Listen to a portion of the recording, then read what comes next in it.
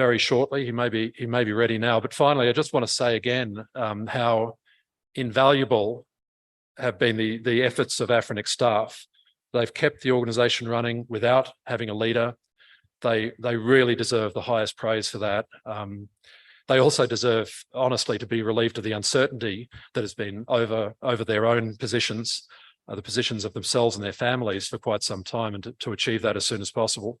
So I'd only ask Afrinic staff who are watching to please have a little more patience in the coming months to allow the process to continue and to succeed. And from the NRO point of view, and also I think I can say from what I know of the wider technical community, IETF and ICANN and Internet Society, that the RIR system is fundamental to the health of the global internet. And that system includes Afrinic, and the eyes of the world, as I've mentioned, are on you, on Afrinic, on all of us to return Afrinic to stable and improved operations as soon as we possibly can. So with that, I hope that the official receiver of Mauritius, Mr. Vasudevan Veerasamy, is available. And I really do ask you to afford him all due respect for his position and his role. It seems we won't have time for questions. He has a short window, but let's see. If Mr. Veerasamy is available, can we hand over to him now? Thank you, sir. Please go ahead.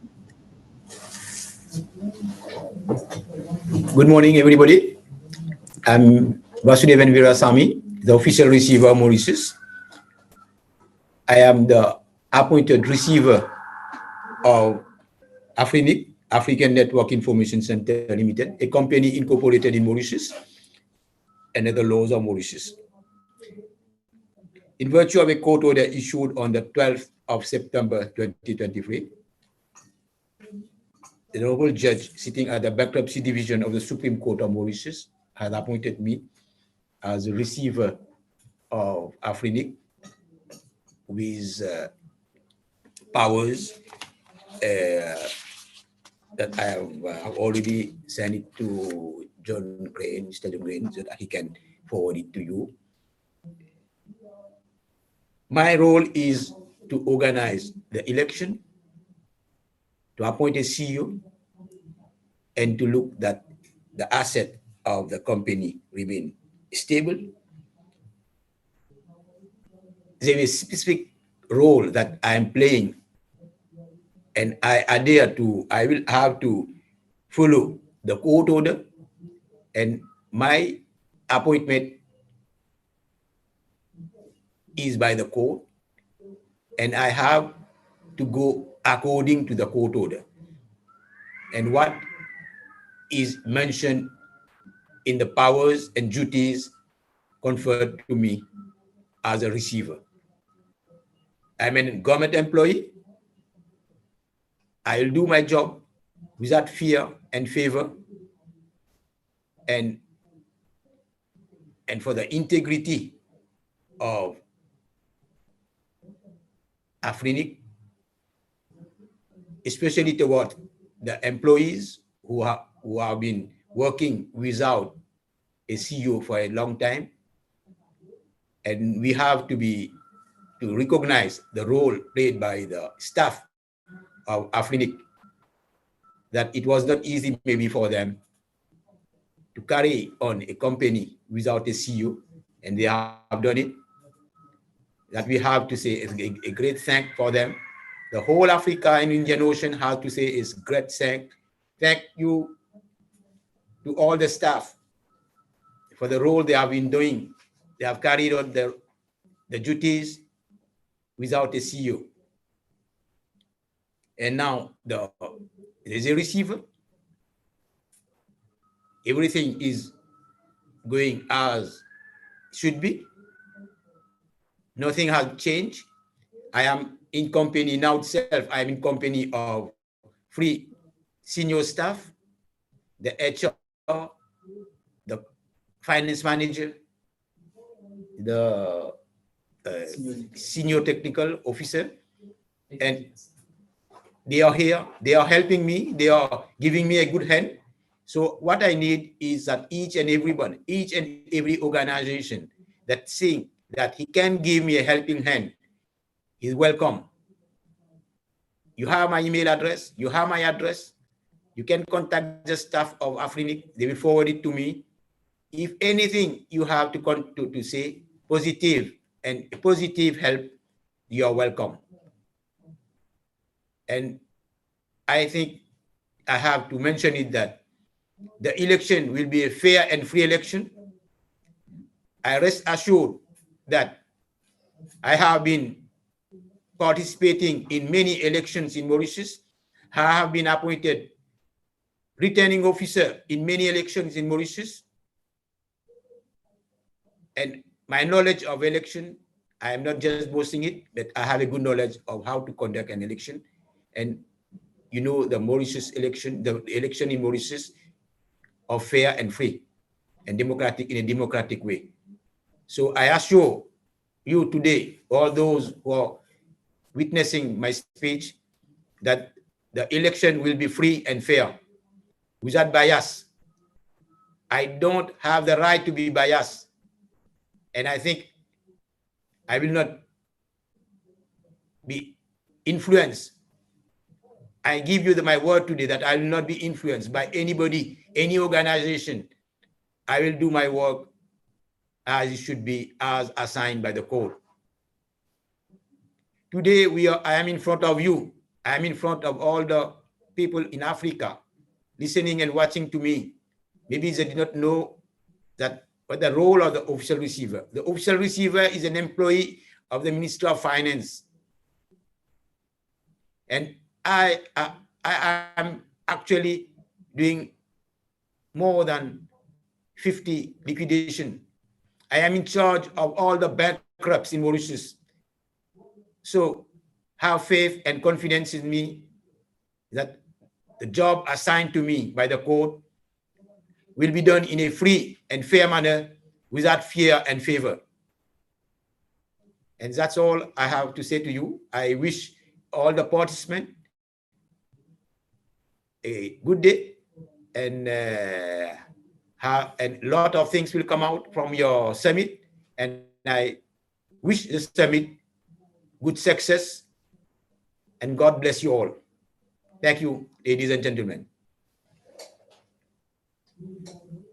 Thank you very much, sir.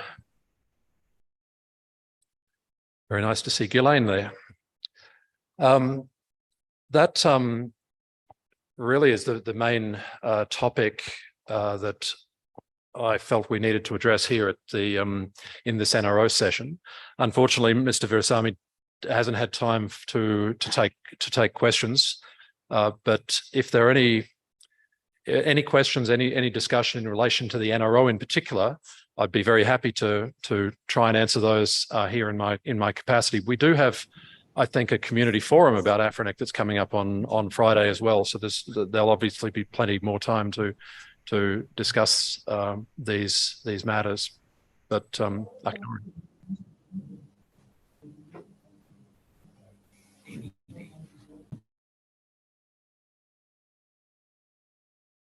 Would you have a microphone switched on over here, please? Yes. Yes.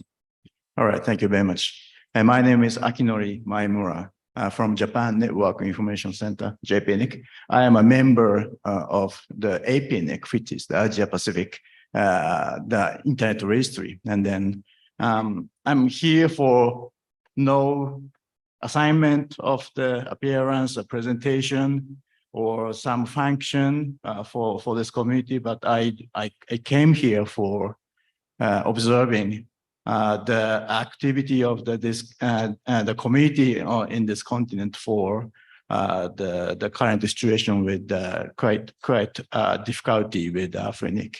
And then I'm really happy to see the community member here in Africa is working hard with quite a huge solidarity and the ties among the community members to get that right. Then it was great to see the Mr. Receiver's face and the statement. It is really fair and then really of the commitment.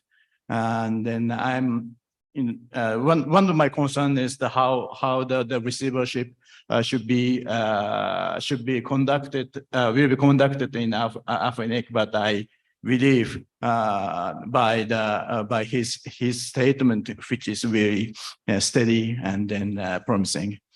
And if the Mr. Receiver still listen to us, then I'd like to share my mind that as Paul Wilson said in his statement, the sustainable operations of the regional internet terrestrials is crucial for the maintaining the internet, the healthy operation. Then it is not, of course, AFRINIC is serving for the African community, and it is really important for the African community to have the AFRINIC working properly. But at the same time, this is a really crucial part of the operational institutional mechanism of the global internet. And then with that sense, I am a member of the APNIC, which is covering the Japan, but still have the great concern and the great expectation of the AFRINICs getting back to the normal operation, and really expect the things go smoothly under the great supervision of the Mr. Receiver. Thank you very much. Thank you, Akinori. Are there any other questions or observations, comments?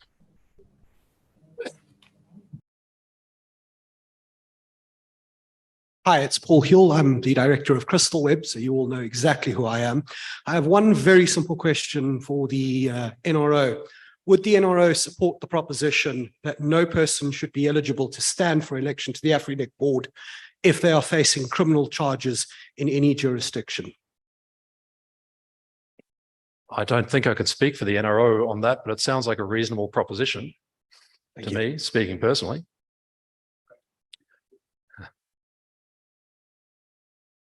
The RIR system is established, but it's still young, and there is ongoing evolution happening. If I could just say a couple of words about APNIC, we did recently undertake some changes to APNIC bylaws that precisely address the kind of issue that Paul raised there about the qualifications and expectations of nominees to the EC. So that was actually a set of propositions put to the membership, and the APNIC membership was able to make that decision as to the suitability of, or the criteria that define the suitability of candidates. And I'm honestly not sure exactly where AFRINIC is in terms of that kind of discussion in the bylaws, but it seems to be a normal kind of discussion in the course of evolution of these organizations.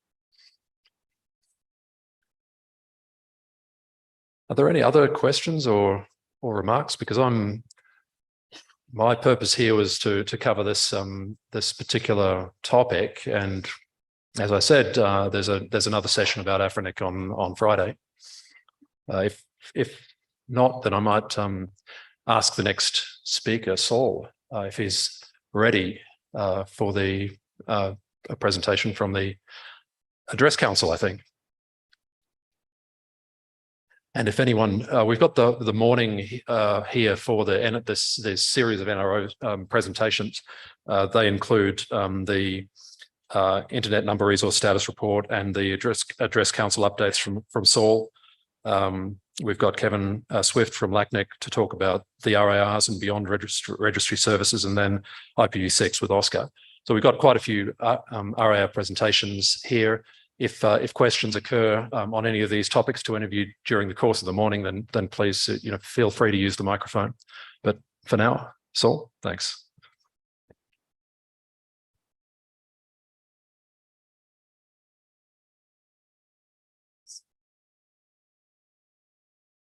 Morning, everybody. I'm here to present the Internet Resource Status Report. I'm going to try and make this a little bit more interesting and not do a death by PowerPoint presentation. I think the numbers are going to speak for themselves. We can all read the slides, but there's just a few points that I'd like to raise about them. Just show some interesting things that could come out of the sessions. So here we can see the allocation of the 256/8 that have been allocated to all the entities. The central registry obviously is the legacy space, and we can see quite clearly who's got the majority of the lion's share of dress space: APNIC, RIPE, Aaron, and then of course LACNIC and AFRINIC. The smaller RRs with less space, obviously. Yeah, we can just see clearly how much space is managed by each RR. Nothing overly exciting there. And what was more interesting is what's left and who has space left in the pool. AFRINIC and APNIC still having some space. APNIC having quite a bit of space, actually more than AFRINIC.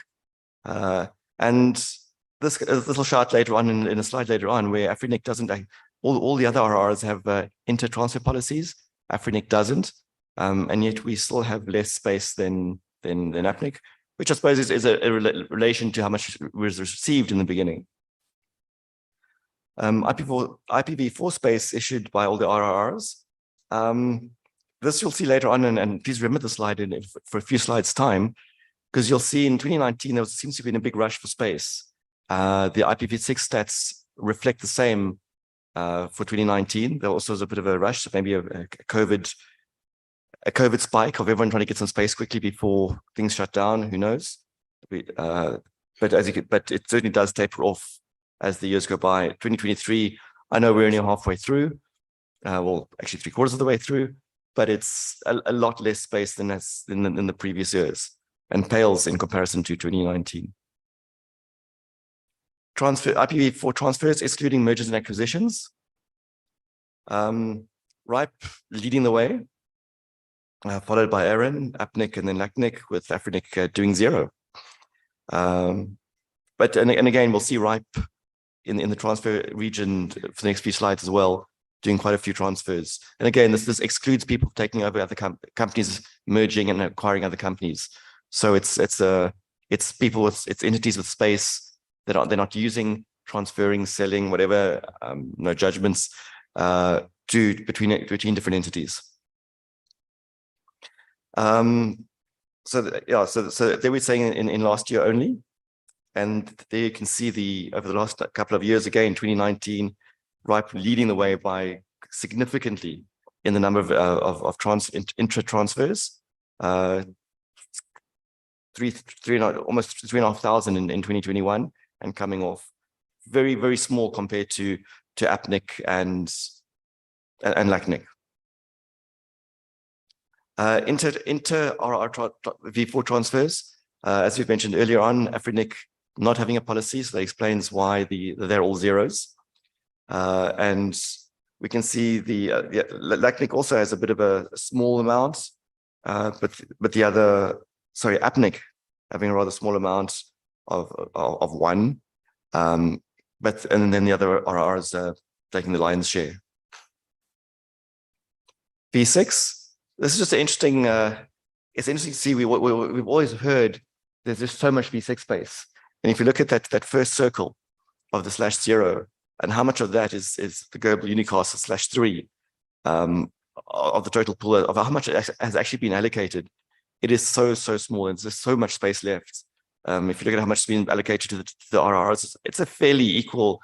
Okay, Aaron's got a lot more than AFRINIC and APNIC, for example, and LACNIC. But it's not that, if you compare this to the V4 pool, the share of V6 space is a lot more equitable amongst the RRs. V6 allocations by RRR. Again, 2019, remember I asked you to keep the V4 slide in mind. The 2019, again, that big rush with RIPE, again, leading the way of everybody throughout the last 4 years. It's nice to see the other AFRINIC showing some, getting some screen space here, and APNIC also doing quite well. Interesting, 2021, 2022, the LACNIC, APNIC, and Aaron actually almost similar in their allocations of V6 space. Obviously, this isn't a percentage, so which skews things, but it's because Erin's obviously a much bigger region, and the fact that they're doing this more or less the same as LACNIC and APNIC, that just shows what's going on in the markets. Allocated space, the slash 22 is allocated by each RRR. Again, as what we've seen, RIPE just leading the way significantly, almost double what the next competitor of APNIC has done, and LACNIC and AFRINIC, no surprise, smaller markets, a lot less. V6 assignments over the last few years, again, you can see, now we see something very, very different. Now we see APNIC leading the way. It's not the task for this presentation, but interesting to see what market factors contributed to these kind of stats and surge in the requirements of V6 space. And it's great to see V6 just being adopted in such a way, and especially from an RR of APNIC that actually still has V4 spaces available. So people aren't rushing for V4 space; they're actually taking a lot of V6 space, which is really encouraging.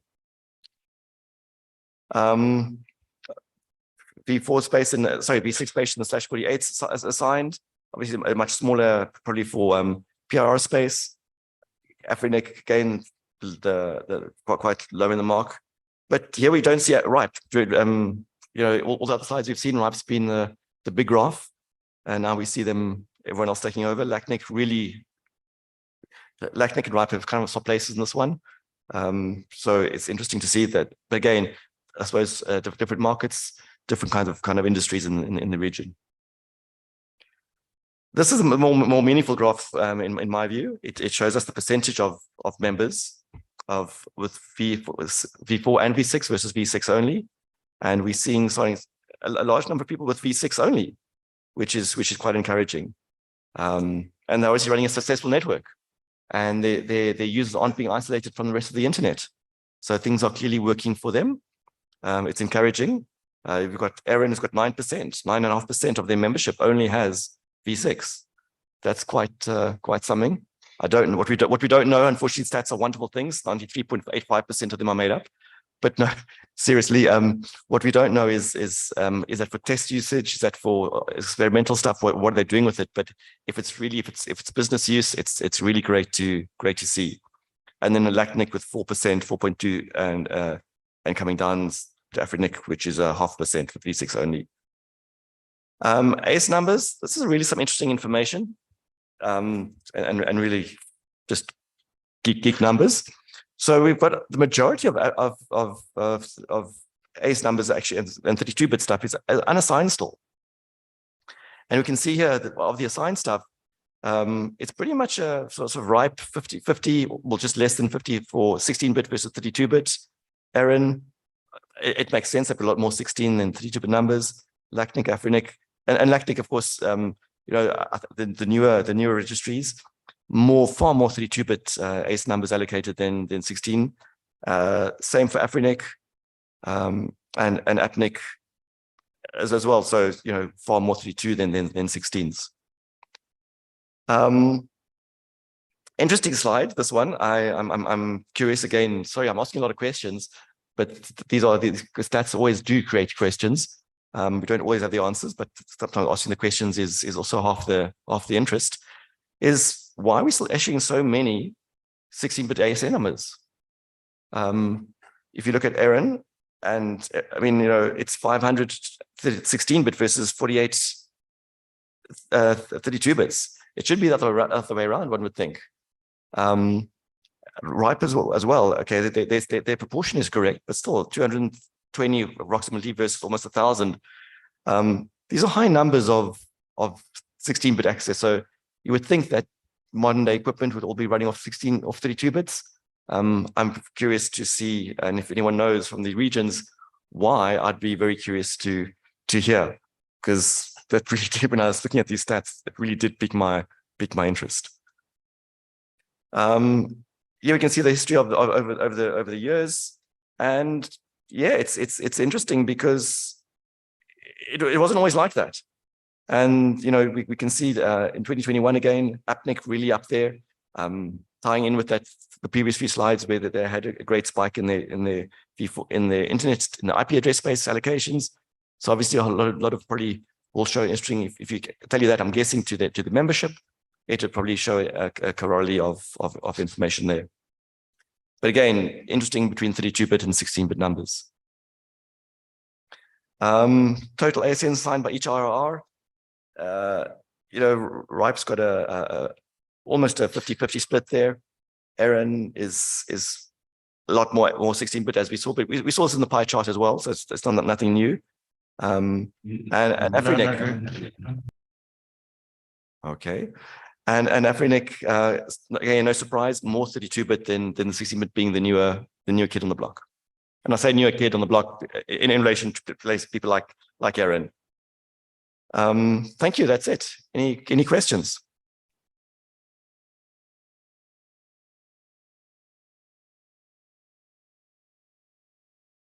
Hi, Saul. I first want to ask your opening remark about I'll let the numbers speak for themselves.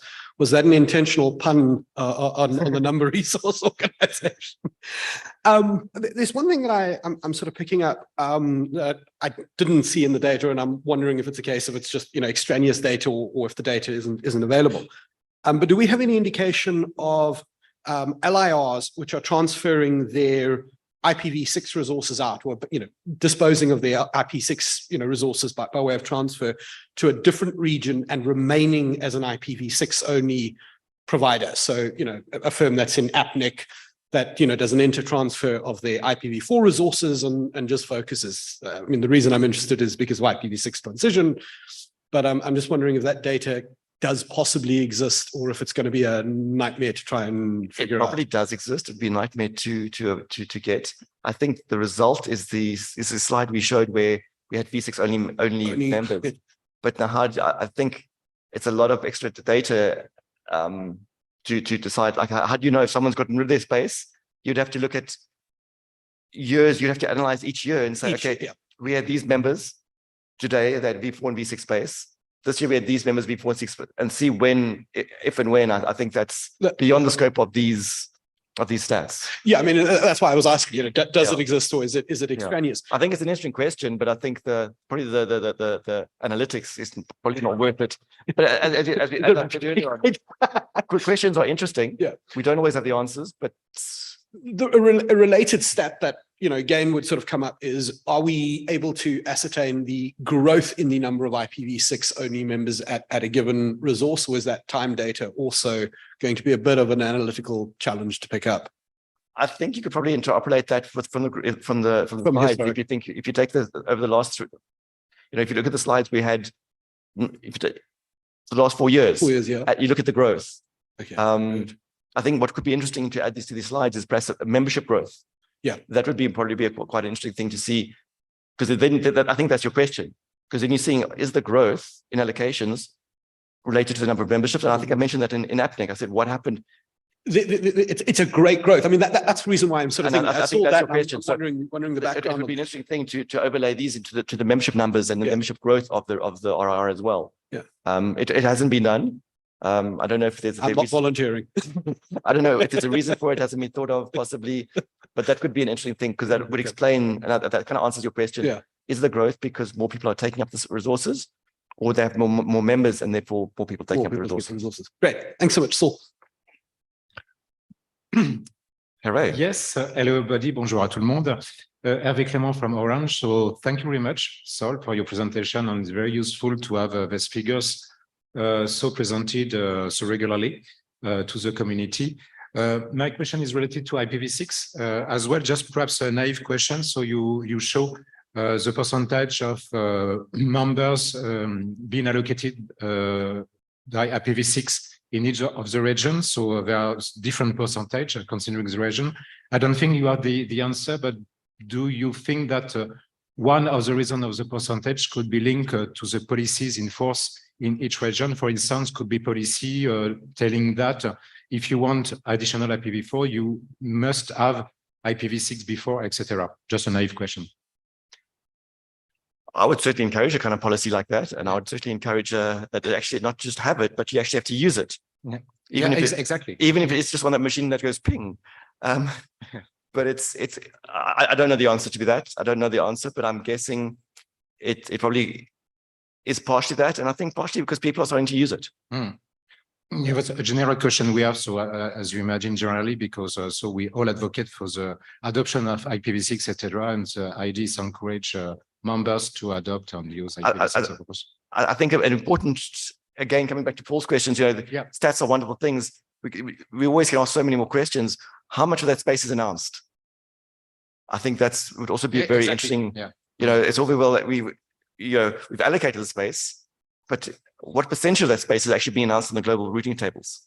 I think that sort of ties into your question. I think that's ultimately your question is, yes, they're taking it because they need more V4 space, but are they just taking it or they're actually doing something with it? Yes, completely agree. Just to put that into consideration. Thank you very much. Thanks. Hi, this is Oscar Robles from LACNIC. Probably this may help Hervé to his question. In LACNIC, in the very early years, the community, come up with a policy to allocate IPv6 space together with the IPv4 request. So that's one of the reasons why you see this large percentage of members of LACNIC with IPv6 already, almost 97%. I'm not sure the numbers actually sum up correctly in the slide, but the thing is that really helps. That is one of the factors that helps the adoption and the deployment of IPv6. As you have seen, we have a good number of IPv6 only members with the IPv6 space allocated and no IPv4. But that's also because we have no more IPv4 space currently. So they may have IPv4 space rented from other sources or transferred without us being aware of that. Interesting, thank you. But I think again it comes back to the question of Ray's and my comment. Maybe these things do need to be looked in conjunction with the routing tables. When we show the stats, maybe next year at the next one, if we I don't know the practicalities of it, but to include how much is actually being routable. We need to try and include how much space is actually routable. So has this V6 space been allocated, and how much is being announced in the global routing tables?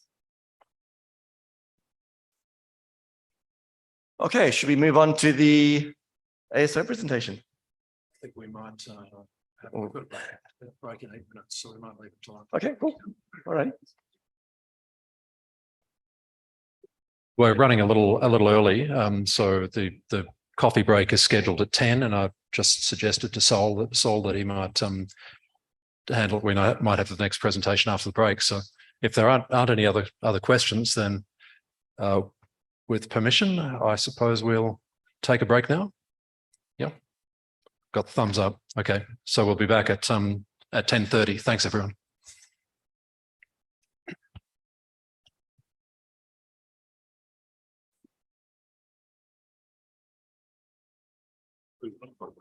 Sorry. No encouragement for them.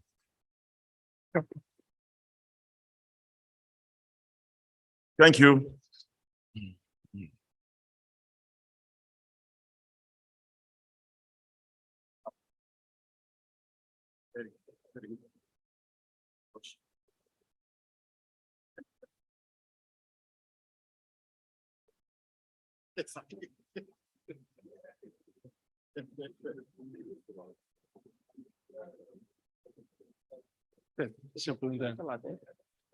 Coffee daquela água.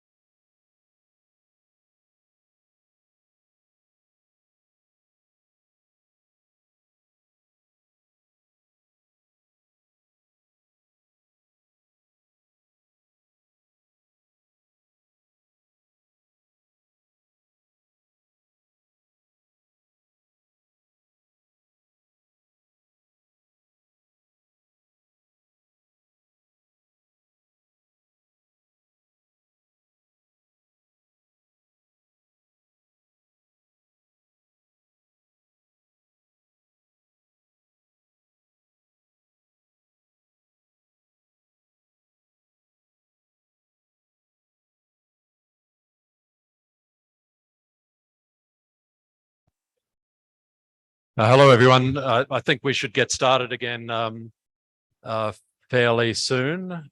So if I think we have quorum in the room, so I'll introduce Saul again, who will be providing a report of the ASO Address Council.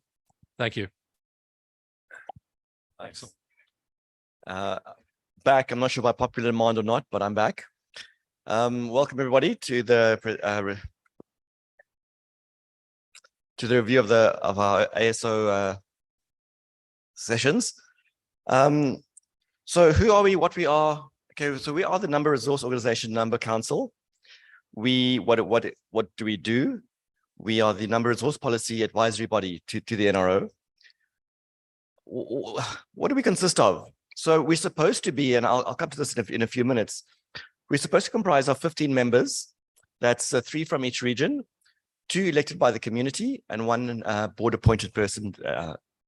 The term of office differs to each RRR, although most RRRs are roughly about 3 years. What do? We advise the ICANN board. We oversee global policy development. And the colors here are important because it shows the importance of the task that we do. And coming back to how we organize the 15 members of the regions, we appoint 2 board members to the ICANN board, and we appoint a member to the ICANN NomCon. Now, this is quite a tricky situation. We've heard Paul earlier on this morning. And I'll talk to it in a few minutes. When do we meet and how often do we meet? We meet remotely every month and face-to-face annually, although we've done two face-to-face meetings this year already. AFRINIC, currently I'm the only representative from AFRINIC. Unfortunately, when I joined my tenure in 2021, Wafo, who was the board appointee member, decided to join AFRINIC as a staff member, and therefore could no longer represent the community. And due to not having a board properly, they couldn't elect a new member. 2021, 22, Mike Silver was the other community elected representative.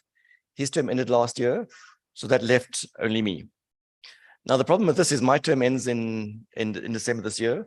Hopefully, we've heard from the receiver, we'll have elections soon and we can re-elect some new representatives. But the important thing is that and coming back to the 2 points in red, appointing ICANN board members and specifically NomCom, is that these are community organizations. And the community consists of all 5 RRRs, not 4 of the 5 RIRs. So it's very important that it's a community represented environment. And without AFRINIC there, we're not representative of the entire community. But hopefully that's a thing of the past and will be rectified hopefully fairly soon. And that is so I'm not a person from AFRINIC. APNIC, we have Gaurav Kansal. The people in bold are the chairs and vice chairs. We have our chair in the audience over here, and we can see that the terms. So generally, the terms are LACNIC is we've got some people for 1 year, some people for 2 years, depending on whether they are board appointees or community appointees. Just a picture of us at the ICANN 76 meeting in Cancun. It was very interesting to attend the presentations, and obviously that was actually our second ever face-to-face meeting that we had due to COVID. So as we've said previously, our main thing is for global policy development. We follow our respective RR policy forums, the global policies, the current global policies, and each RR has a member. Each RR has a representative that follows the global policy, the policy development in their region, and forms back to works as the policy proposal facilitator team. So if there are proposals in the regions that are thinking that they might end up being global, we feed that back into our ASO meetings as part of the PPFT session, just as so we know and we have a heads up amongst the ASO. And obviously, I'm the representative of AFRINIC. We have Di, Nick, George, and James from RIPE. Transparency is quite a big thing because, as I said, we've said earlier on, it's we're community driven. We're elected by the community. We represent the community.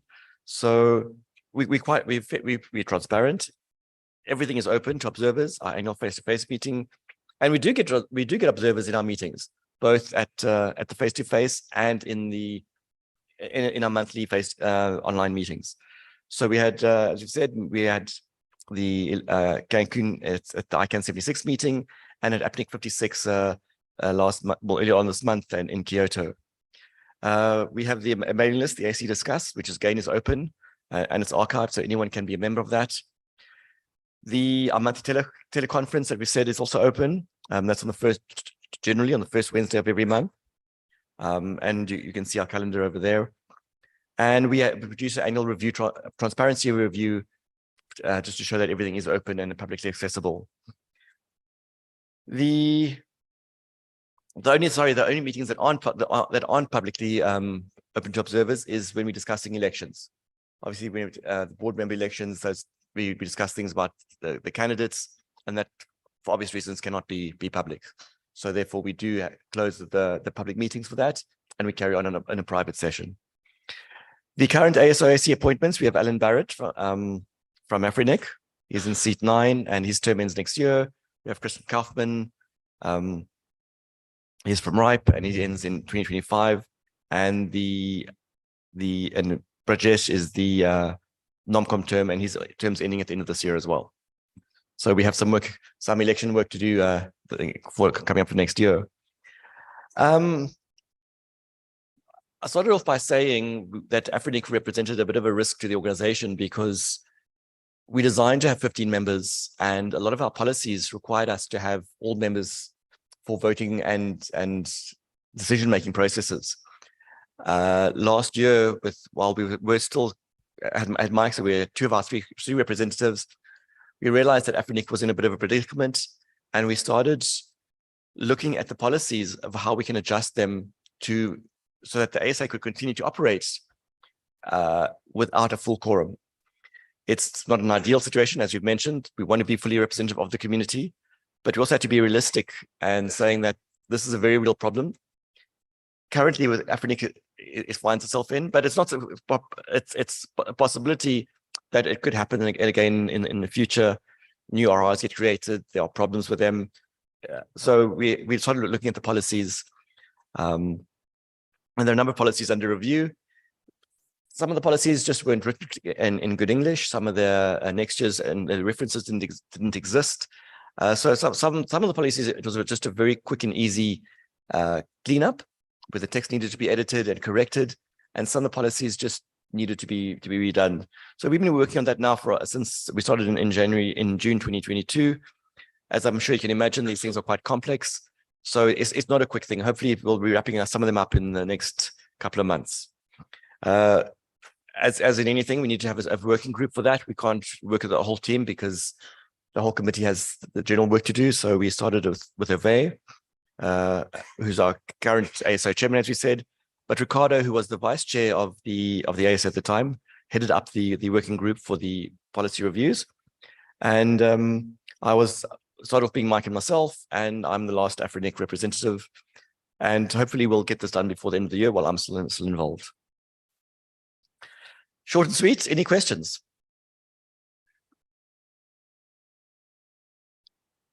Our chair is coming up to ask a question. Hello everyone, rebonjour à tout le monde. So avec Clément, so this time with the hat of chair of the ASOAC. So thank you, Sol, for your very clear and transparent presentation. 2 things I wanted to underline. So you spoke about the problematic of not having a opposition field specifically from the Afrinic region. So you are the last one, and thank you for your very hard work this year in the council. So you said about the consequences of not having 15 members in the council. And the problematic is, so if the situation is the same at the end of the year, there won't be any Afrinic representative anymore in the ASOAC from next January, which is so the problem of quorum, of course. but a problem, philosophically, a problem of not having a specific region, not represented in a council or other organization, etc. So I would say the governance IP system, etc., is worldwide, is global, and not having a region is really problematic for me.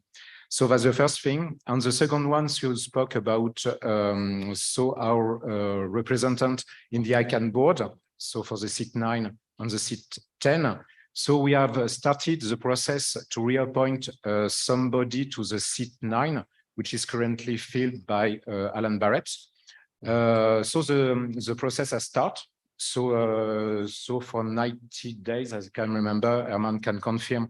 So there's a possibility for somebody from the community to appoint for this position. So I encourage so somebody who is interested to. Nominations aren't closed yet.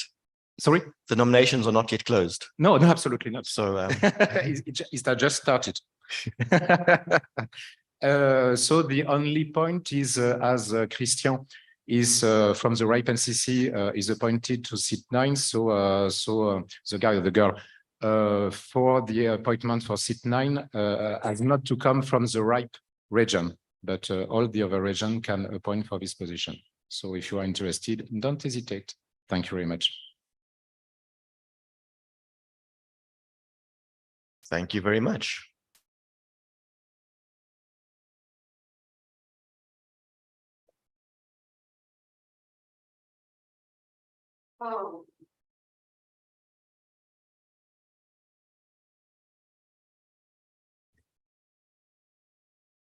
Blessings and a warm good morning to everyone. I think warm is a bit metaphoric because it's quite cold, but certainly judging by the friendliness of all of the encounters I've had so far, I would say it's, I'm very glad with the reception I've had here in South Africa. My name is Kevon Swift. I am Head of Public Safety Affairs at LACNIC, and I am part of the Strategic Relations Department of LACNIC, where we do a lot of engagement. My presentation this morning is looking at the RIRs beyond our registry services. We are more than just a number. So I do a lot of engagement across all of the Americas, and sometimes with some of the conversations I have, the perception that is there at times is that the RIRs have perform a utility type function. It's almost as if it's transactional, that we provide an IP, we provide internet resources, you pay money, and then that's it. What I'm here to talk to you today about is that we go beyond that. One of the things that is probably not stated enough is that we strengthen communities and we foster cultures that support internet development. So I'm going to focus on this message of strengthening community and building culture. Well, of course, I think by now we know what the RRs are in terms of its basic function and the geographic distribution of what we do.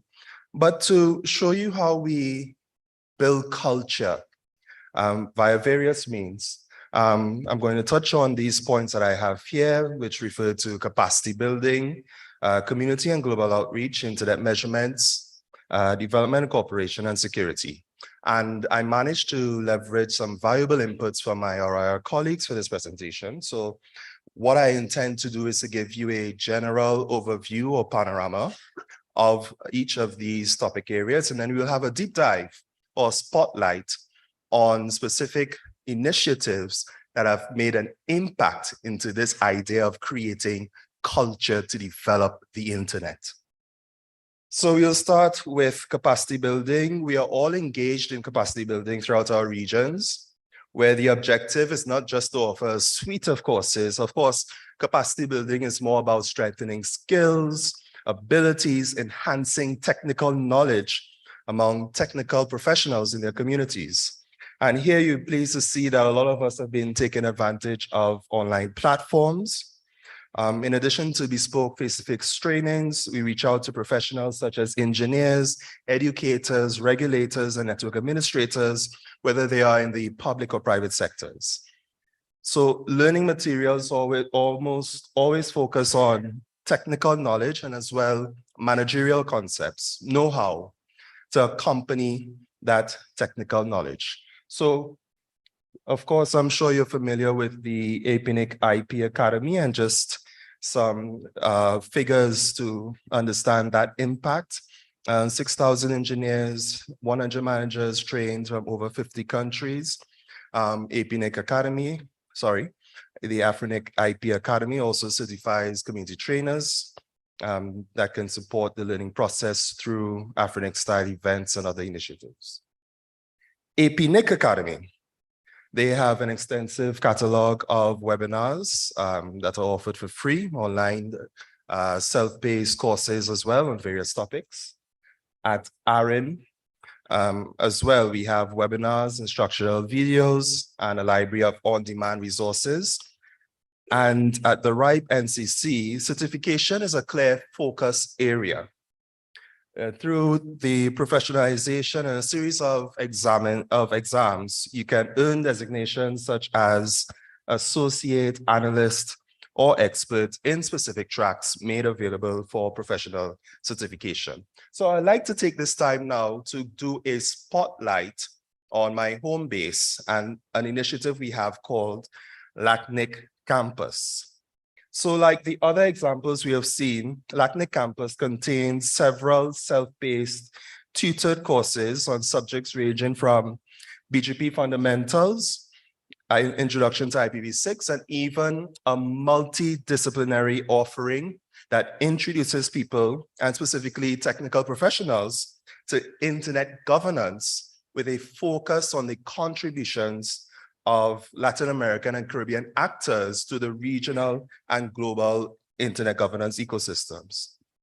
So in this year-on-year snapshot from 2020 to 2022, you'll see during the height of the pandemic, we can appreciate our course offerings grew from 8 to 13 courses, with the number of editions or cycles moving from 14 to 20. So what that means is that there are a number of courses that we repeat more than once per year. And when we look at the satisfaction rates, based on the surveys that we conduct frequently, we have a high satisfaction rate. Of course, the last example registering 95%. And here, I'll simply outline that whereas at LACNIC, we provide service to 33 economies, we have a reach of over 44 countries with our online campus. And similar to the RIPE experience with certifications, we are contemplating launching specializations which go towards professional development. So specializations, professional development program, specializations, tier capacity building scheme made up of courses that are already available on the campus, and they're grouped together in a particular way, and they're subject to a rigorous exam that can lead to basic, intermediate, or advanced designations in issue areas such as data center network operations, campus network operations, and ISP network operations. So that's our capacity building remit in building culture and building community. I'm going to move on directly to the issue of community development. So you'll all be aware that according to our bylaws, we are mandated to convene public policy forums twice a year, which is the core of our meetings. But beyond just registry issues, we aim to build community and foster culture through our meetings, and at some of the RIRs, we have pristine opportunities to do so. So I will show you and indicate here the LACNIC example. LACNIC 40, it's going to be celebrated with LACNOG 2023. Interestingly, this occurs next week. And it's the LACNIC meeting that we have along with our NOG. It's a meeting where the first day is full of face-to-face trainings. And then we have parallel tracks. We have technical forums. We have a track that is dedicated to internet security by the convening of the first conference within the LACNIC region. For those of you who are not aware, FIRST is the Global Forum for Incident Response. and they convene one of their major meetings in the Latin American and Caribbean region at the LATNIC meeting. So this just goes to show that we bring together beyond just ISPs, we bring together IXP operators, we bring together CSIRs, we bring together academia, sometimes we bring together policy makers from the public sector to promote a greater understanding among these subgroups around the issues that affect us all as a community. And a common feature that we have across the RIR systems are fellowships. So the intention of a fellowship is to bring new voices to these spaces and to encourage leadership among these new voices within our ecosystems. So switching lens a bit, when we think about outreach, we can think of outreach as making strategic alliances, co-hosting activities, and participating in spaces convened by others. But these are just some of the mechanisms for outreach and for ensuring that our messages reach beyond our meetings. We ensure that the right people are being made aware of matters of strategic and urgent importance. And outreach is about ensuring equity. It's about ensuring inclusion in our governance system. And this is an opportunity to take shape and take advantage of the culture that remains to support internet development. Outside of our meetings, as I said, outside of the RIR meetings, we sometimes hit the road. I'm going to do a spotlight now on the ARIN outreach program for 2023 and an in-community initiative called ARIN on the Road. So for this year's engagement, the ARIN team participated in over 31 events, raising awareness about ARIN, educating attendees about ARIN services, and sharing technical knowledge on the topic areas you see here displayed on the screen: IPv6, RPKI, network autonomy, and the transfer market. I'm going to move along.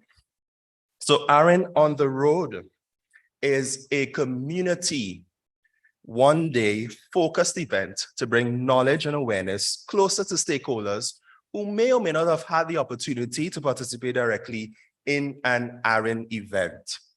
And thus far, they have visited more than 60 communities since the inception of this program, ARIN on the Road. It's been around since 2010. I'm going to move along right now to internet measurements.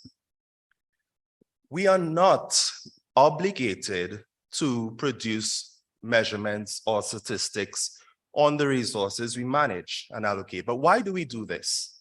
You see, in order to provide accurate reflections about the state of the internet in our communities, measurements go a very long way in that respect. So more than just numbers, statistics help our decision makers across sectors understand where we are and how they need to focus their efforts to develop the internet, whether it's on training, whether it's on bridging the gaps between socio-technological ideas. And what I mean by that, you know, quite often when we talk about internet and development space, we talk about Internet of Things and smarter cities. But then the reality is that the underlying protocols to support all of that, IPv6, isn't there in our community. So trying to match those gaps, it's important to have measurements to understand what we really need to do. So I'm going to give a brief spotlight on the RIPE internet measurements, the RIPE Atlas. So on, I believe that was Tuesday, our RIPE colleague here, Leah, had presented on RIPE Atlas.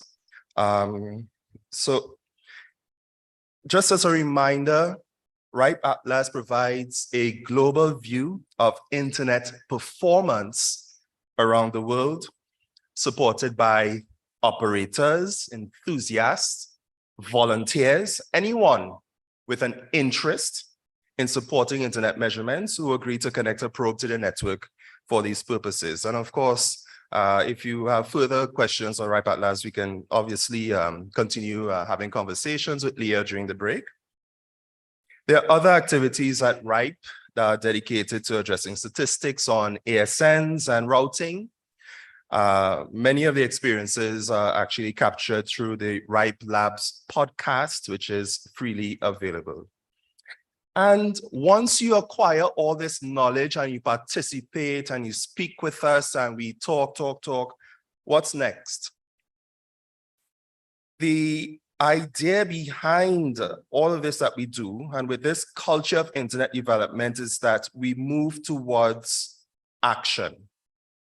So under our development and cooperation work, let's say you're part of a local internet community, you're familiar with some parts of the solution, but you may not have some technical knowledge and you may not have the funding to do so. We have a number of programs that are dedicated towards this. They are to drive action in this spirit of internet culture that we go about promoting. So since 2019, Aaron has been administering a community grant program targeting academia and not-for-profit organizations, among other organizations. And they've supported up to 21 projects since the inception, with grants that range between 1,000 and 20,000 US. And then the projects fit into the categories that you see here: internet technical improvements, registry processes, informational outreach, research. And of course, with RIPE, RIPE is a key promoter of innovation, connecting academic research with network operators through Community Projects Fund and the RIPE Academic Cooperation Initiative that you see here respectively. I'm going to take now this moment to do a spotlight on two development initiatives. One happens in the Asia Pacific with the APNIC Foundation and the ISIF Asia program, and of course, very own LACNIC Frida Fund. So in a nutshell, APNIC's developmental work is conducted through this fairly recently founded APNIC Foundation, which has an overarching mission of increasing internet investment. This gives you a quick idea about the APNIC Foundation, and you'll see as well they have several mechanisms to support this mission. One of these mechanisms that has left a significant mark on internet development in the region there is the ISIF Asia Fund. ISIF is the Information Society Innovation Fund. It focuses on three key program areas: infrastructure development, inclusion, and knowledge. And for 2023, ISIF Asia's impact in figures, we see 24 grants distributed at a combined value of over 2 million USD in over 17 economies. It's worth noting that right now, ISIF Asia has now had an impact on 32 of the 56 economies that APNIC provides its services to. So this slide gives you more information on those 24 grants, and you can delve further into the details of infrastructure, inclusion, knowledge creation in the Asia Pacific region. Moving on to FRIDA. FRIDA is the regional fund for innovation development in Latin America and the Caribbean. And this is a fund that has been administered by us for approximately 19 years now. We provide technical and financial support to projects that fall within the categories of internet stability and security, connectivity and internet access, and open and free internet. So in figures, to see the impact of FRIDA, and again, remember, this is about building culture, strengthening community, and moving to action for internet development.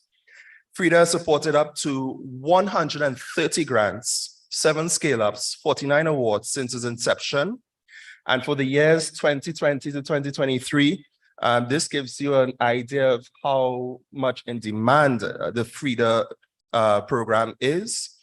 We had an external jury having to filter close and evaluate close to 1,200 applications, which resulted in 52 projects that were supported during those years. It's a very competitive program. It has a high impact. Of course, feel free to speak to me later on about some of the results and the types of projects that were done. Last but not least, I'm going to talk about security. And I'm probably going to talk about security in a way that is very different to how you've probably heard security discussed before, because my message is going to be different. At the RIRs, we all encourage RPKI and DNSSEC adoption to make sure our routing and BGP protocols are safer and effectively mitigate against attacks to information systems. Additionally, you can see, for instance, at APNIC as well, in addition to LACNIC, we support the creation of CSIRTs, which are Computer Security Incident Response Teams or Computer Emergency Response Teams. And this is, in the LACNIC case, a free and complementary service that we have to our members. And here's a spotlight on LACNIC CSIRT. So the LACNIC CSIRT has a number of key functions. I think when it comes to security, a lot of times people think of security as just an IT manager's problem. It is not. Security is an everybody problem.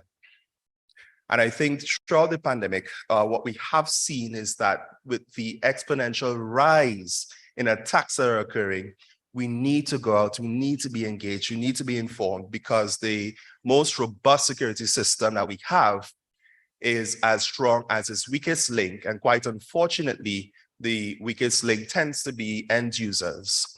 Over 90% of cyber incidents occur because of a fault at the human side.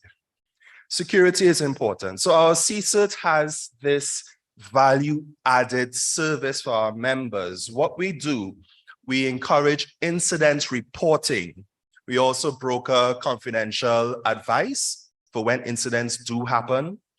And we have a system, a warning system, an alert system that sends out to our members advice or news on the latest threats and vulnerabilities to the global internet.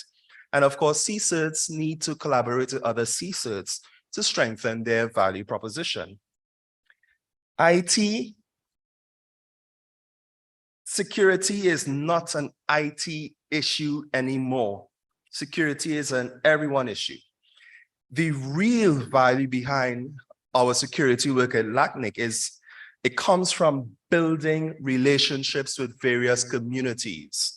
It comes with understanding that, one, yes, CSIRTs have to speak with CSIRTs, but CSIRTs also have to speak with other information society groups. As we see here, we have Team Cymru, the Anti-Phishing Working Group, MOG. These are all information security professional associations that treat with various aspects of information security. We have to speak with law enforcement outside of an investigation on a cyber attack or a cyber incident. We need to engage them beforehand. We need to understand what is required on their end in terms of the judicial process. And at the same time, we need to expose them and give them a better understanding of our internet ecosystem. We have to talk with other actors in the internet, domain name registrars. We have to talk with everyone. And beyond what seems to be somewhat obvious, we have to go and reach out to those who it matters the most. We have to be able to reach out to universities, industry, and last but not least, the end users, so that they can effectively have a safe and enjoyable experience when it comes online.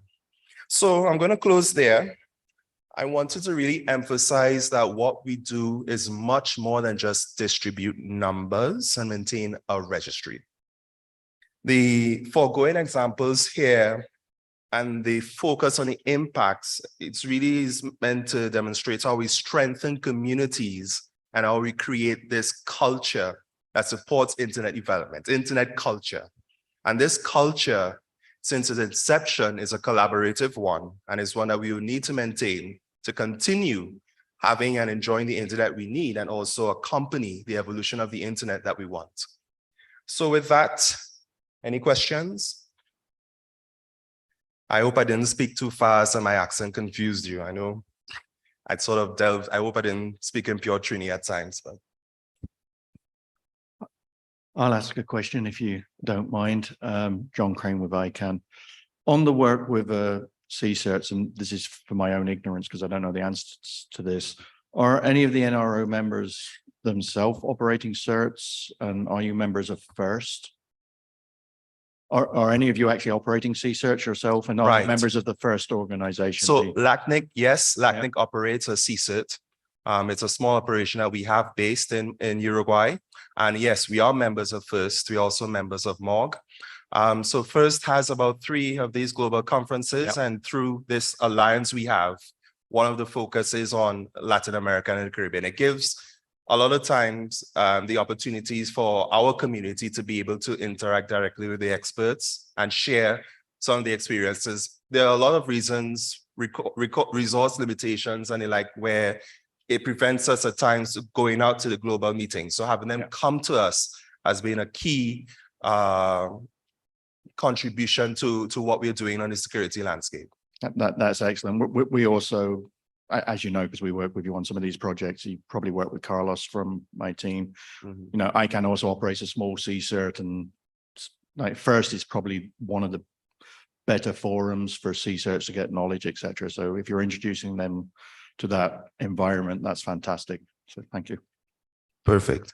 I'll probably mention as well at the LACNIC meeting, we actually try to bring together as many certs as possible from the region just to meet, to interact.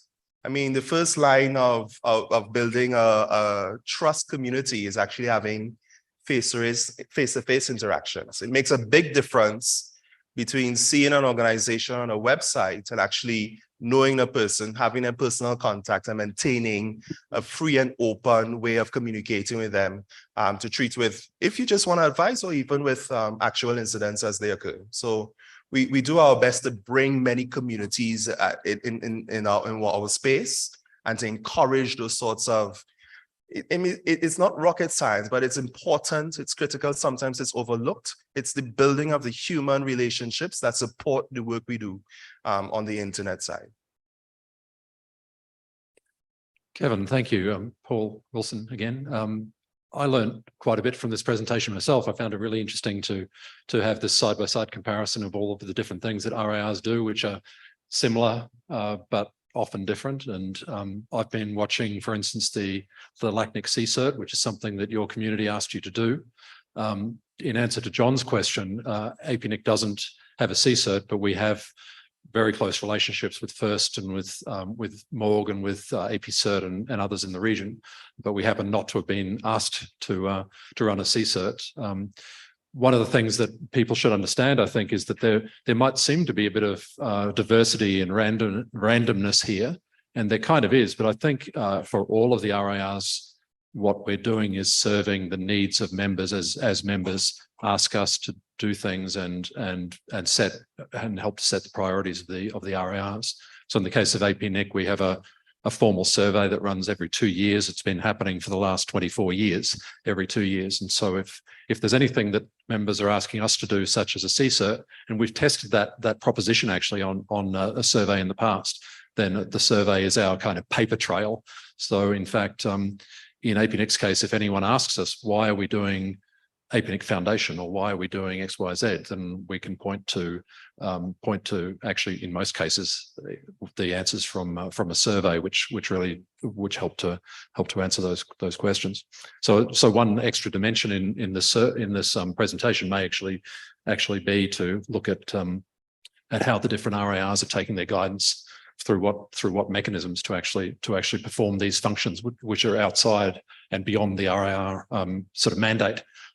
Sometimes we hear from a kind of a purist approach that RARs should do nothing else apart from being the transactional Internet Address Registry, and that's a valid point.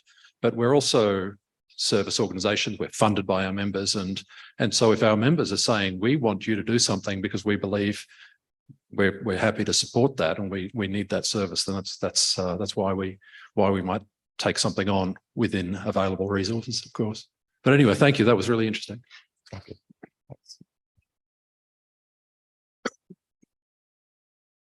Just a follow-up to Paul's comments. This is Oscar from LACNIC. Why we do things that are a little bit away of the numbers. We, in the case of LACNIC, we do have these mandates in our bylaws, in our statute. Out of the 7 definitions of our bylaws of our goal, we need to provide these activities. And that was not an accident, that was on purpose. When we have to come up with the construction of this registry, we didn't want to have a registry-only organization. That was going to be easy, and we didn't need to do all this effort just to replicate what ARIN was doing at that moment.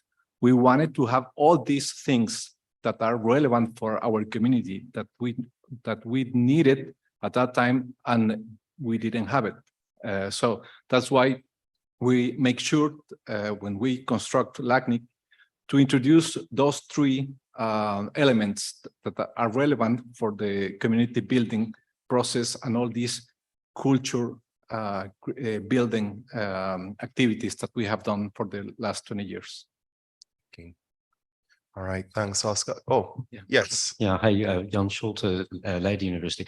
Thank you very much, Kevin. That was echoing Paul. That was a really, really interesting, systematic, comprehensive, comparative, really, really nice.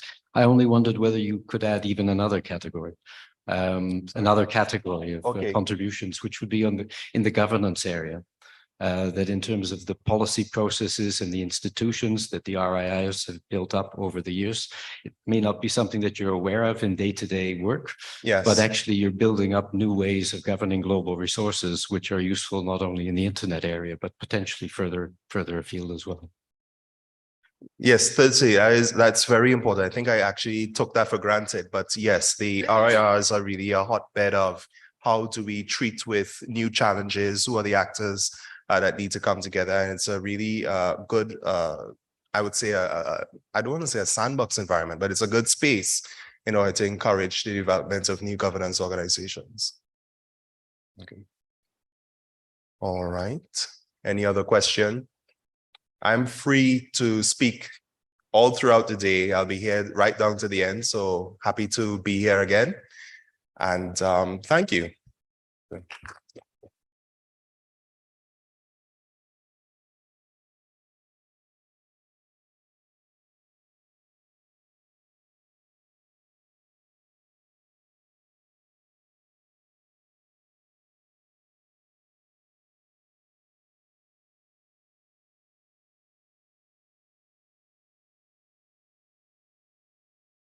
Well, good morning.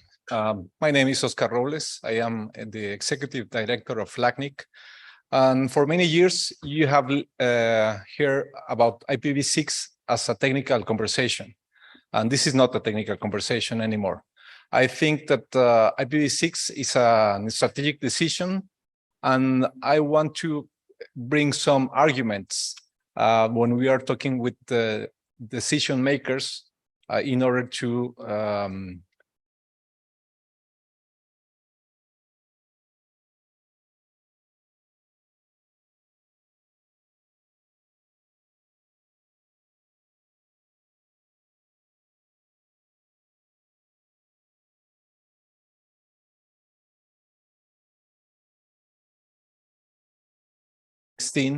first in the Caribbean with my colleague Kevin, and Central America, those places where we understood at that time that will be needing more conversations on IPv6 for decision makers. So let me start with the presentation. You already know what LACNIC is. We have 12,000 members, around 12,500 members in the 33 countries that we cover. And you know already what is IP and IP address.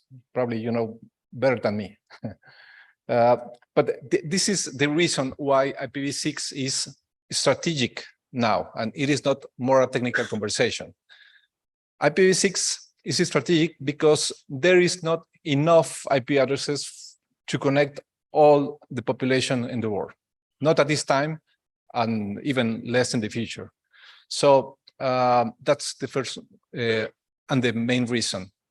We don't have enough IPv4 addresses to connect all the people.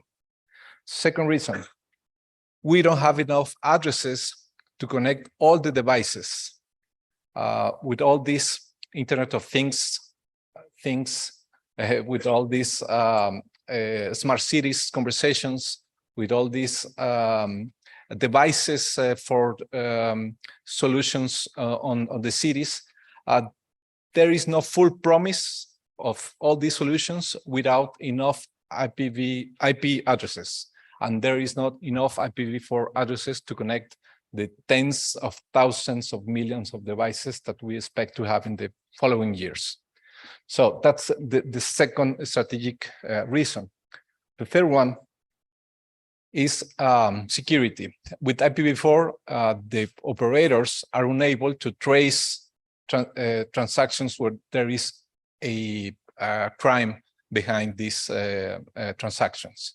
So IPv6 returns that ability to the provider, to the operator, in order to track the crimes and try to build more trust and confidence in the internet transactions.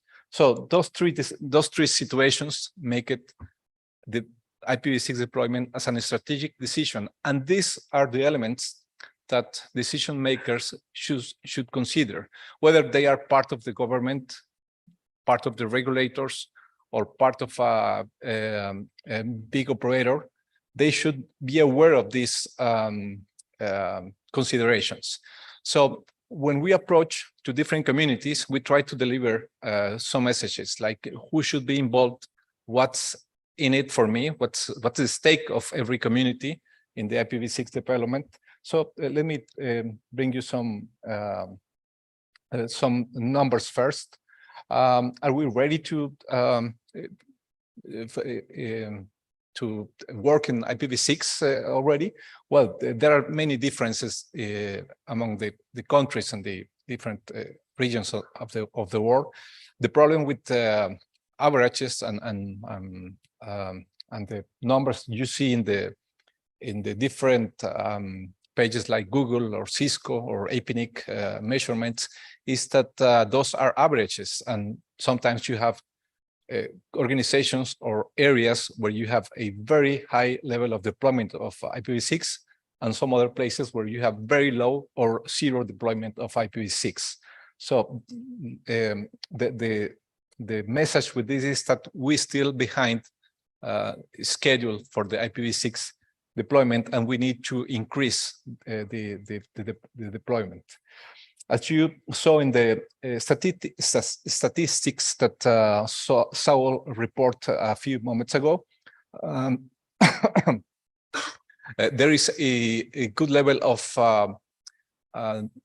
deployment of IPv6 addresses to the members of the global registry system, but does not necessarily translate into actual deployment of IPv6 traffic. So we're still missing many countries and many members to deploy IPv6, and let alone to talk about IPv6 only. So who should be involved in all these conversations? We don't think that this should be a dialogue between government and operators only, because that is a very complex conversation. This has to be a wider dialogue between at least these four areas.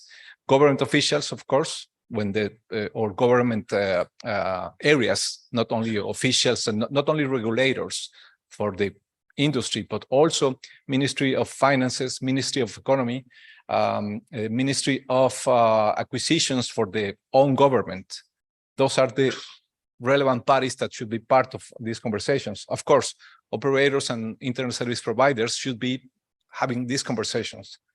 Academia is a fundamental player in these conversations because it's a neutral player.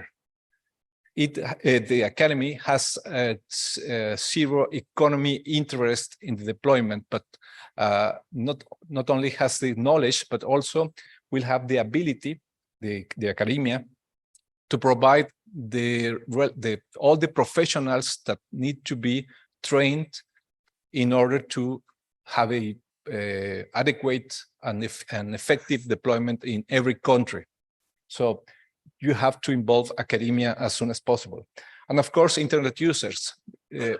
We as an internet users, as end users, we are the ones that will receive all the benefits, but we need to ask for those services. We need to be aware that we could request these kind of services in order to make operators and internet service providers be aware that there is a demand of these services.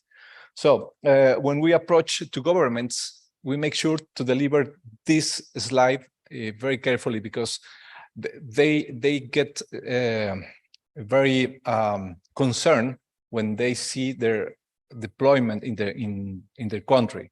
So they felt that they feel like they need to do something, and if the country is not performing well in IPv6 deployment, they think that they failed. But what we try to convince them is that regulation is not the only way. Yeah, there's always a way to motivate this, but we have seen in our region that this is not always the most effective solution, because you are not able to involve all these players. You have to deliver that regulation only to regulated actors. Those could be operators or internet service providers, but no chance to include the rest of the community, the rest of the actors, the academia, the end users, the associations, the CCTLD, other parts of the government that are interested in this part, justice areas. So we try to convince them to involve as many as possible without regulation, but with collaboration efforts. With regulation, you have the problem that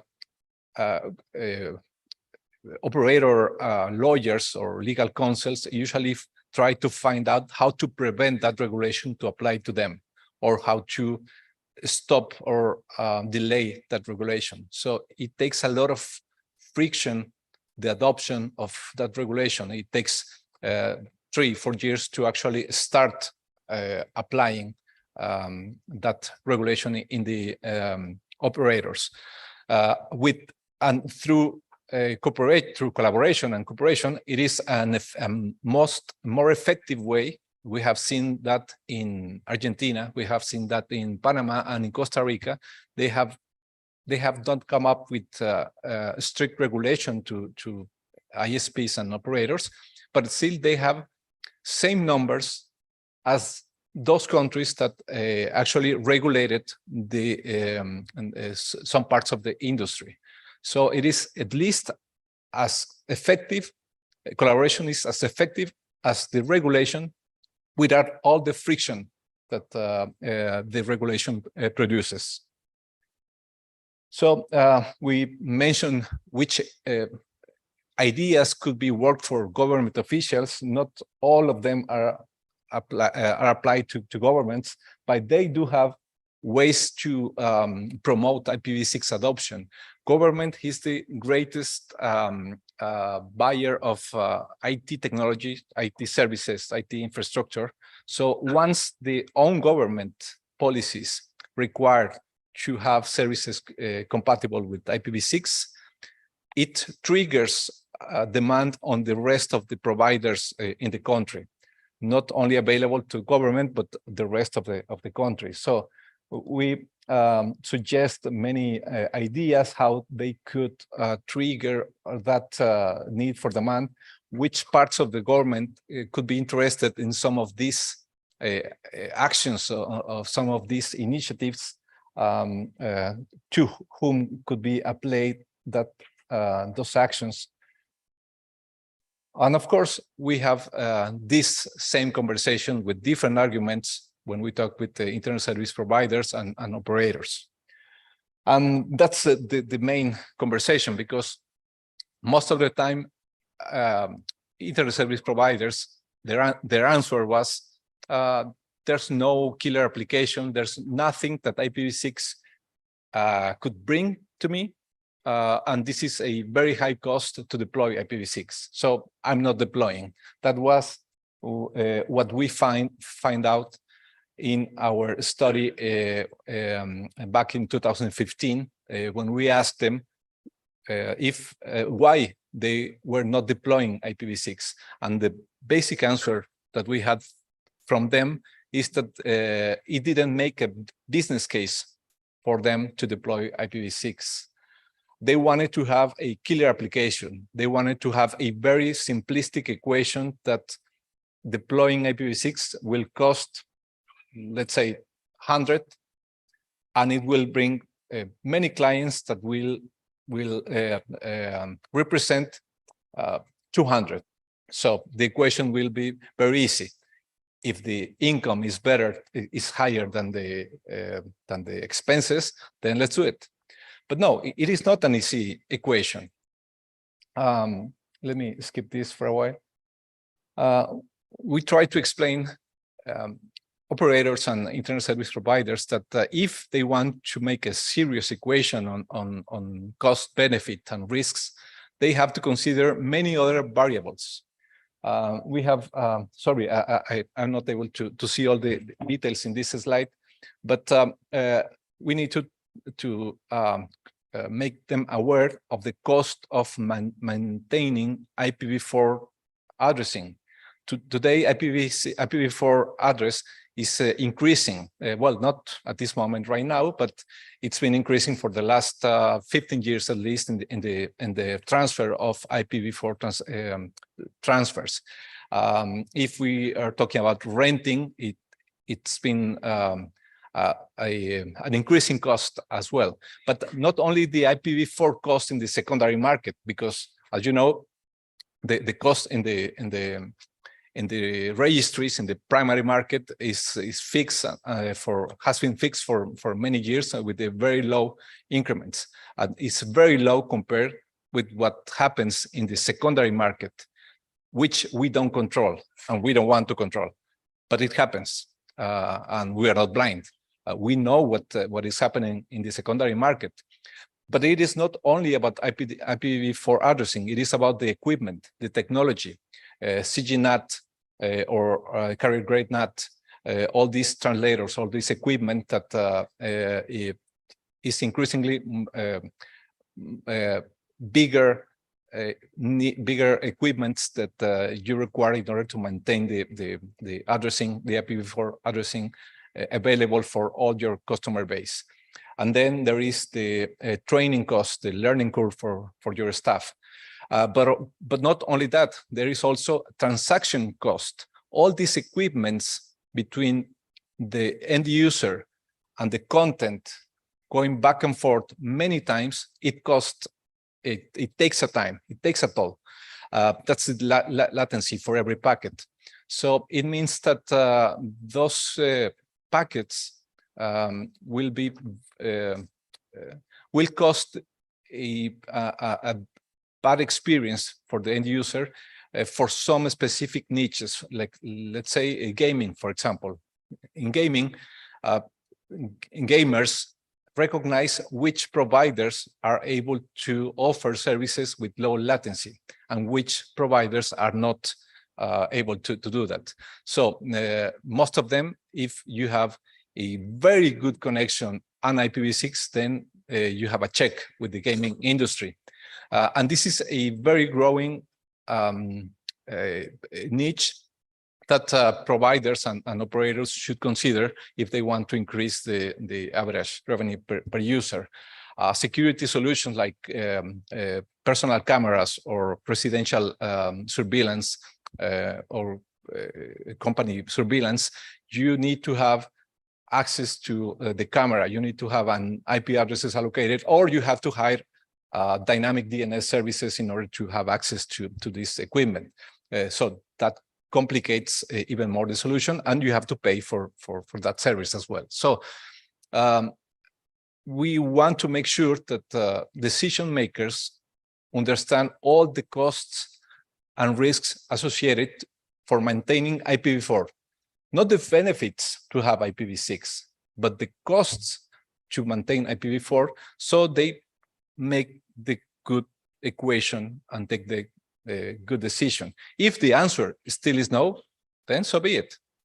They are not obliged to move to IPv6, but most of the times, all these considerations are good enough to make them not change, but start IPv6 deployment, considering the time, the window of investment for all these solutions.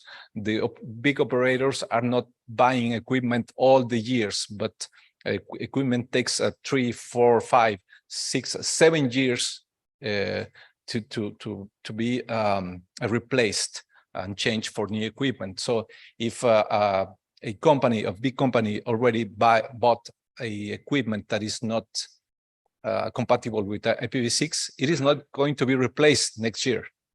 They will need to wait until probably 3, 4, 5, 6, 7 years more in order to allow that acquisitions to be financially depreciated. So all these considerations are for the internet service providers. I don't try to go into all the details. I just mentioned some of them to you, but this is the kind of information that we try to deliver to I was mentioning this, to our ISPs, to our operators. They need to be aware of all these needs. Who else should be involved? Academia, I already mentioned that. I mentioned that academia is a neutral actor that should be part of this conversation, not only on the deployment of its own infrastructure. They have to do that as well, but that is not what actually is valuable for the community, but the process of transferring that knowledge to the rest of the community with professionals trained to deploy effectively IPv6 in their countries. I was learning that my friend from Angola just had a training with a professional from Brazil that is living in Paraguay, and he's doing this training on IPv6 in Angola because he speaks Portuguese as well.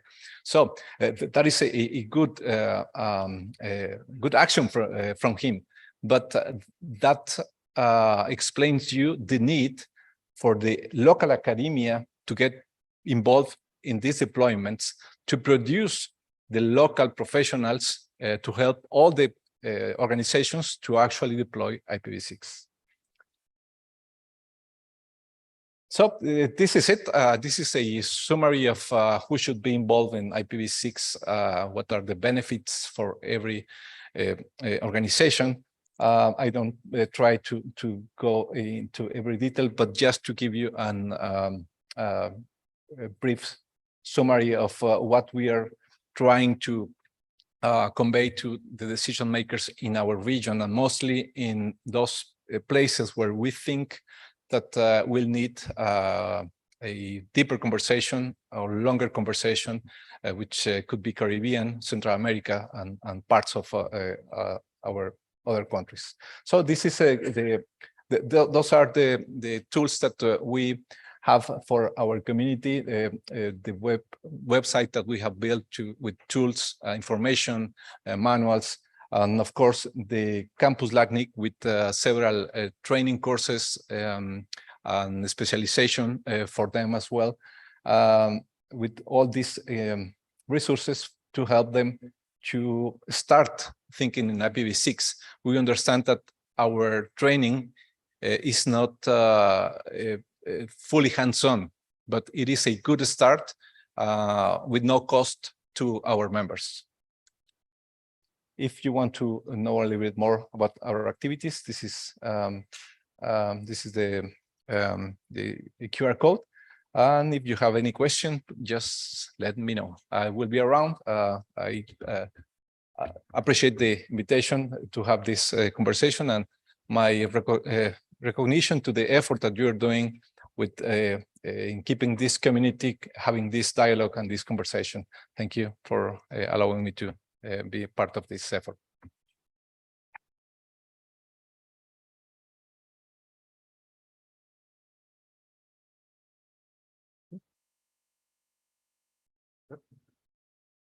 Well, I'll be around if you have any questions. Thank you.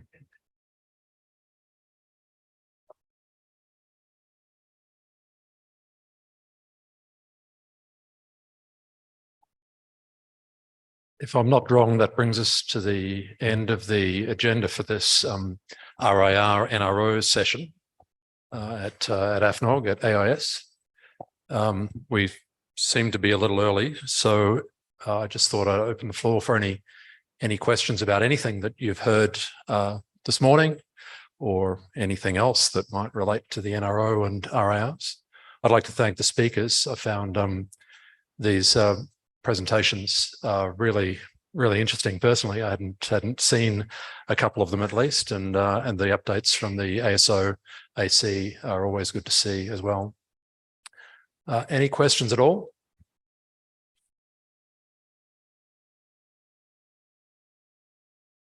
Okay, well, I'm not sure if there's any administrative information from the hosts about what comes next. But in the absence of that, then I guess we have a lunch break now until the designated end of the lunch period, whenever that is. Okay, thanks again, and I'd like to ask for another round of applause for the presenters. Thank you.